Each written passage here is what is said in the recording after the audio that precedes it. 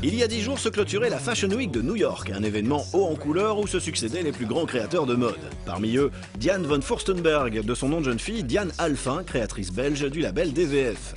Avec plus de 60 boutiques dans le monde, l'artiste connaît une renommée internationale depuis plus de 30 ans. Elle est d'ailleurs présidente du Conseil des créateurs de mode américains et a été élue en 2012 la femme la plus influente de la mode par le magazine Forbes. Aujourd'hui, les plus grandes stars portent ses créations, un beau retour dont elle ne se lasse pas. Moi, ce qui me fait le plus plaisir, c'est la variété de gens qui mettent. Que ce soit Madame Obama ou Amy Winehouse ou Ingrid Betancourt. Après 7 ans d'être prisonnière dans la jungle de Colombie, c'est la première robe qu'elle s'est achetée. Donc tout ça, c'est des choses qui font plaisir. Une vraie success story qui n'était pas forcément une évidence pour la créatrice.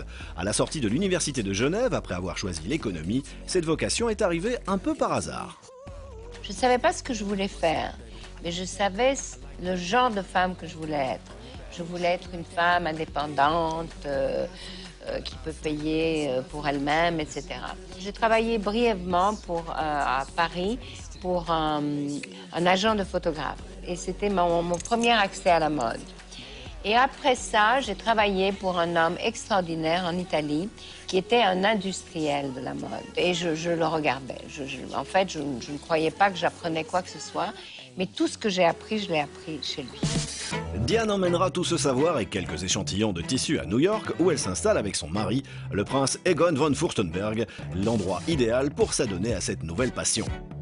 Très très vite, j'ai créé un produit qui a tout de suite marché. D'abord, c'était des robes t-shirt, et puis des robes chemisiers, puis il y avait un petit wrap top, et puis la wrap top est devenue une wrap dress. Et 4 ans plus tard, je faisais 25 000 robes par semaine. Et c'est ainsi qu'est né l'empire DVF, sur une idée de base simple, mais plus qu'efficace. S'en suivra une collection complète, allant de la bijouterie au sac à main, en passant par les chaussures et les lunettes de soleil. Le genre de mode que je fais, c'est des amis des femmes. Donc, vous vous réveillez le matin, vous avez les yeux gonflés, vous vous sentez pas bien, oh là là, qu'est-ce que je vais mettre? Vous ouvrez l'armoire, paf! DVF, c'est une amie. En perpétuelle création, beaucoup la surnomment l'infatigable Diane. Une persévérance qui aura été récompensée tout au long de sa carrière incroyable qui dure depuis plus de 30 ans. J'ai eu trois carrières. La première, j'étais très jeune. J'avais 25 ans, je ne savais pas du tout ce que je faisais et j'ai vécu un American Dream. Puis c'est allé tellement vite et tellement fort que finalement je l'ai vendu 15 ans après. Et puis je pensais que c'était fini. Et puis il y a 15 ans, j'ai recommencé. Je suis en train de commencer une 3e période, c'est la période Legacy, où je me rends compte que j'ai créé quelque chose qui, je crois, restera après moi. Et c'est toujours à New York qu'on retrouve le quartier général de la marque, dans le Meatpacking District à Manhattan, un quartier que la créatrice affectionne beaucoup puisqu'il lui rappelle ses origines. J'aime beaucoup ce quartier parce que d'une certaine manière, ça rappelle un peu la Belgique. On a des pavés, on a des briques. C'est le côté Gansevoort, tout ça, c'est le côté un peu belge. On a la rivière, donc j'aime beaucoup ce quartier. Le High Line, comme vous savez, je suis la marraine de la High Line. J'ai aidé à qu'elle existe et je suis très fière. En effet, c'est grâce à la grande générosité de la fondation de la famille von Furstenberg que la High Line, projet de réhabilitation d'une ancienne voie ferrée en parc aérien, a pu voir le jour.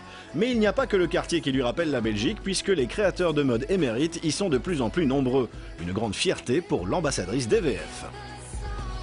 On a tellement de design belge. Si on pense que c'est le pays qui est le plus petit et on a le plus de designers entre Dries Van Noten, que j'adore, à qui on a donné un CFDA Award il n'y a pas longtemps, mais aussi Ralph Simmons, qui est maintenant chez Dior.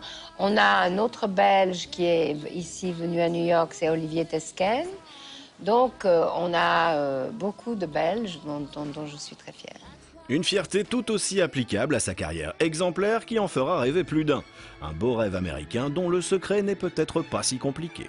Si vous savez le genre de femme que vous voulez être, vous pouvez le devenir.